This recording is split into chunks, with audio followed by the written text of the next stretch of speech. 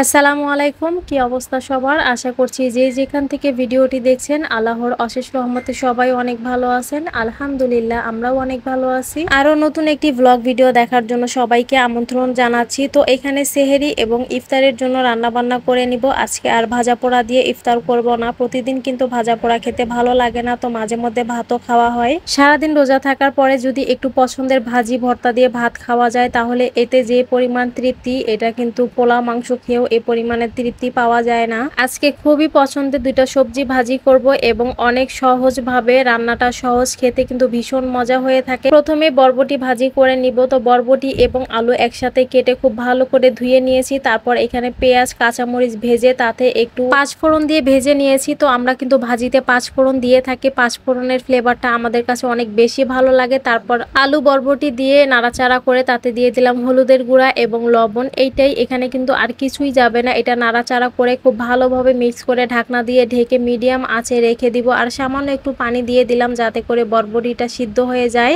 এবং সবজিটা পোড়া না লাগে। তো এরকম করে ঢাকনা দিয়ে ঢেকে এটা কিন্তু রান্না করে নিলে দেখা যাবে যে সিদ্ধ হয়ে যাবে। সিদ্ধ হয়ে গেলে চুলার আঁচটা মিডিয়ামে রেখে নাড়াচাড়া করে একটু পোড়া পোড়া করে নিলে কিন্তু ভাজিটা রেডি হয়ে যাবে। ভাজিটা একদমই সহজ, খেতে কিন্তু ভীষণ মজা হয়ে থাকে। বরবটি ভাজিটা প্রায় হয়ে গেছে। তো এরপরে কিন্তু আমি চিচিঙ্গা ভাজি করে নিব। প্রথমেই দেখতে পেয়েছেন যে চিচিঙ্গা গোল গোল করে কেটে তারপরে পানি দিয়ে ধুয়ে একটু পানি দিয়ে চুলাতে ভাপ দিয়ে নিয়েছি যাতে করে একটু সিদ্ধ হয়ে যায়। 50% মতো সিদ্ধ করে নিয়েছি, তারপর পানি ঝরতে দিয়েছি। আর এদিকে পেঁয়াজ কাঁচামরিচ ভেজে নিচ্ছি, তাতে দিয়ে দিলাম হলুদের গুঁড়া, লবণ। এই পর্যায়ে চিচিঙ্গা গুলো দিয়ে নাড়াচাড়া করে নিব। আপনারা যারা নতুন এসেছেন আমার চ্যানেলে, ভিডিওটি ভালো লাগলে অবশ্যই একটি লাইক দিয়ে দিবেন। আরো নতুন নতুন ভিডিও পাওয়ার জন্য চ্যানেলটিকে সাবস্ক্রাইব করে পাশে থাকার বেল বাটনটি অন করে দিবেন যাতে করে নতুন ভিডিও দেওয়ার সাথে নোটিফিকেশন আকারে পেয়ে যান।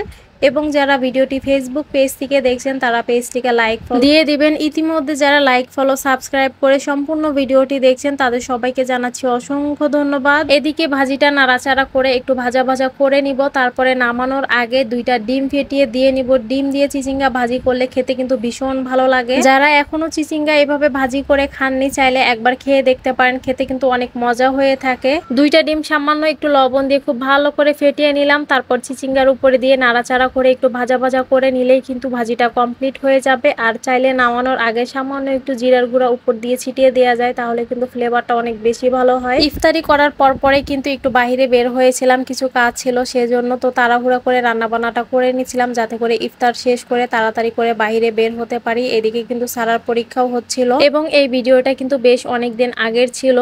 রোজার ভিতরে বাচ্চাদের পরীক্ষা হলে একদিকে ভালো লাগে আবার একদিকে ভালো লাগে না। পরীক্ষাটা হয়ে গেলে নিশ্চিন্তে ঈদের ছুটি কাটাতে পারে, এটাও ভেবে ভালো লাগে। আবার রোজার ভিতরে পরীক্ষা থাকলে অন্যরকম একটা চাপ থাকে, সেটা মায়েদের উপরেও থাকে আবার বাচ্চাদের উপরেও থাকে। তারপরেও আলহামদুলিল্লাহ একটানা পরীক্ষা হয়ে কিন্তু ওর পরীক্ষাটা শেষ হয়ে গেছে। আর এর মাঝে কিন্তু মাদ্রাসাও বন্ধ দিয়ে দিয়েছে, এটা ভেবেও ভালো লাগে। কথা বলতে বলতে এরই মাঝে কিন্তু আমার চিচিঙ্গা ভাজিটাও কমপ্লিট হয়ে গেছে। তো এটা এখন নামিয়ে নিব। আপনারা যারা আমাদের মতো সবজি খেতে পছন্দ করেন চাইলে কিন্তু একই রকম ভাবে এই ভাজিগুলো করে নিতে পারেন, খেতে কিন্তু অনেক ভালো লাগে। সারাদিন রোজা থাকার পরে এরকম ভাজি দিয়ে এক প্লেট ভাত কিন্তু অনায়াসে তৃপ্তি করে খাওয়া যায়। আজকে যেহেতু শুধু এই ভাজি রান্না করেছি এবং এগুলোই সেহরি এবং ইফতারে খাবো, সেজন্য কিন্তু আজকে কাজের ঝামেলাটা একদমই কম ছিল। তাই তো ইফতার শেষ করে আমরা একটু বাইরে বের হয়েছিলাম, গিয়েছিলাম খুলশি মাঠে। এটা হলো আমাদের চিটাগং খুলশি এরিয়ার ভিতরে সব থেকে বড় সুপার শপ। এখানে সব ধরনের জিনিসই পাওয়া যায়, তবে জিনিসের দামটা একটু বেশি হয়ে থাকে।